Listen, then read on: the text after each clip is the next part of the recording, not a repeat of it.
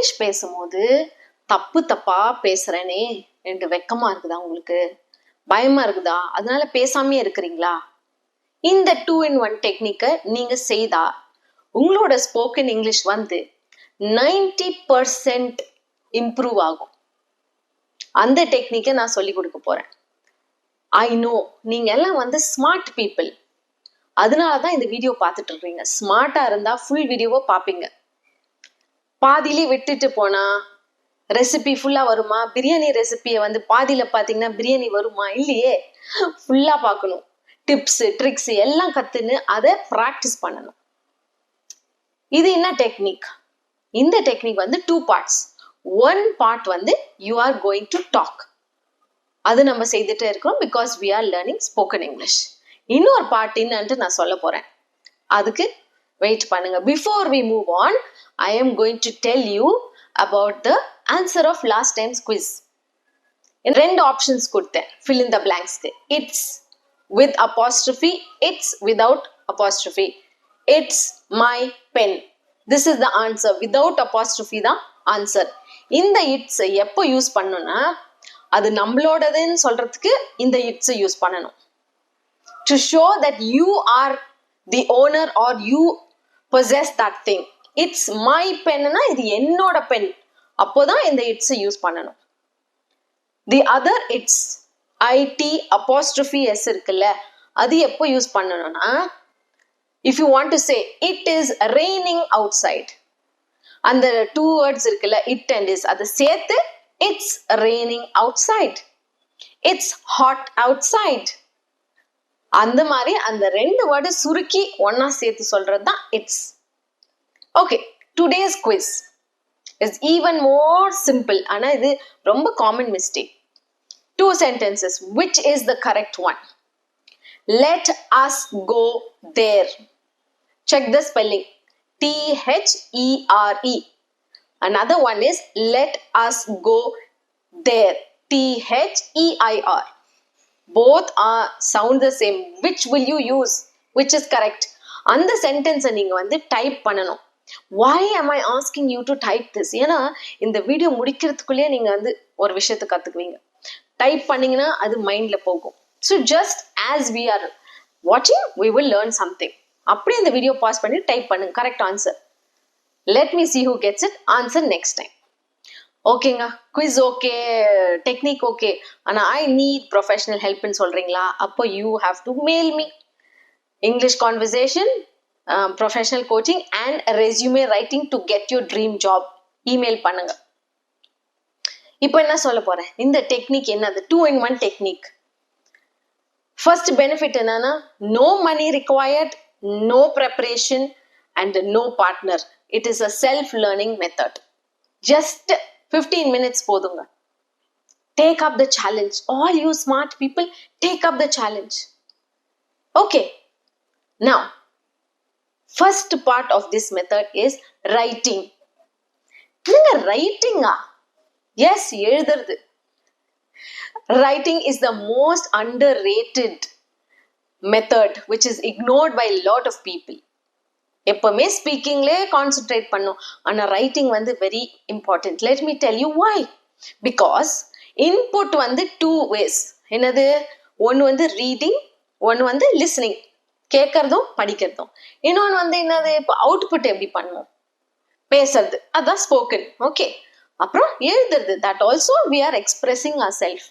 இந்த ரெண்டையும் காம்பினேஷனா பண்ணும்போது தான் this technique becomes a super technique. I will tell you the exact method. Okay? இப்போ நீங்க என்ன பண்ணணும்? உங்களை டைரி எடுத்துட்டு வாங்க. டைரி எடுத்துட்டு you should start writing. Okay? First, you should do it at night. அது ஏன்ட்டு அப்புறமா சொல்றேன். என்ன பண்ணணும்? என்ன எழுதணும்? You have to write about any topic that you like. Okay, நான் சொல்லிடுறேங்க.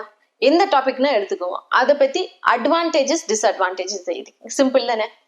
Okay? If you are an office employee, you can write about your project, or you can write about being in that office or being in that city, anything. வீட்லயா இது செய்தா என்ன கஷ்டம், செய்யலனா என்ன கஷ்டம்.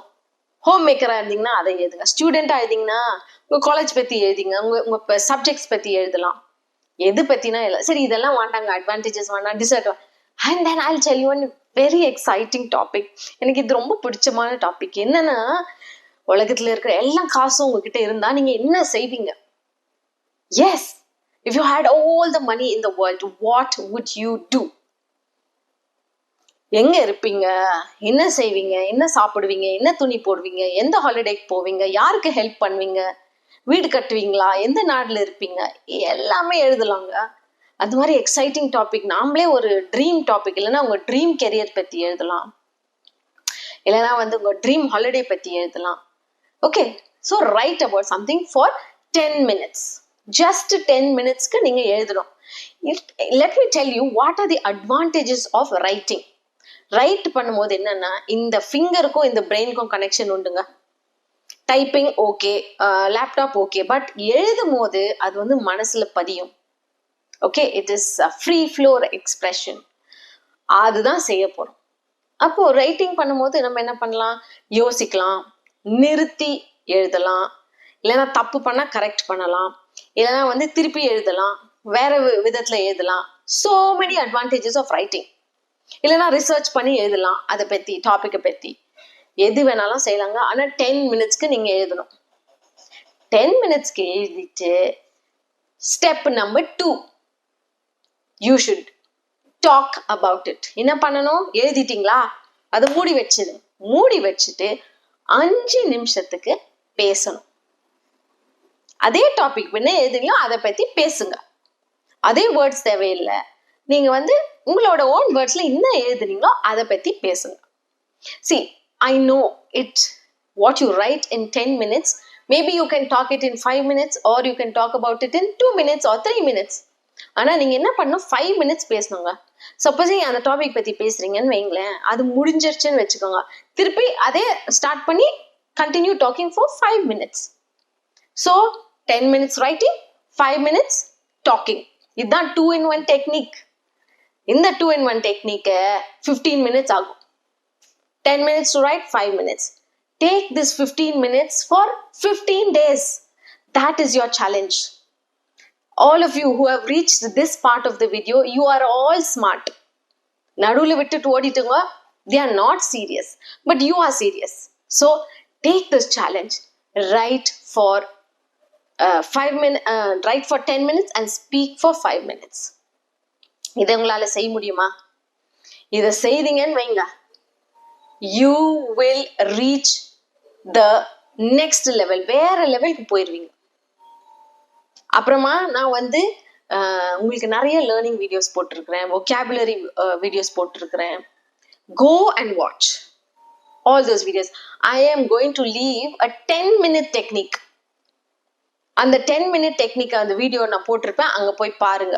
பார்த்துட்டு எழுதுங்க, பண்ணிட்டு ஒரு கமெண்ட் போடுங்க, லைக் போடுங்க, அப்புறம் ஷேர் பண்ணி விடுங்க உங்க ஃப்ரெண்ட்ஸ்க்கு.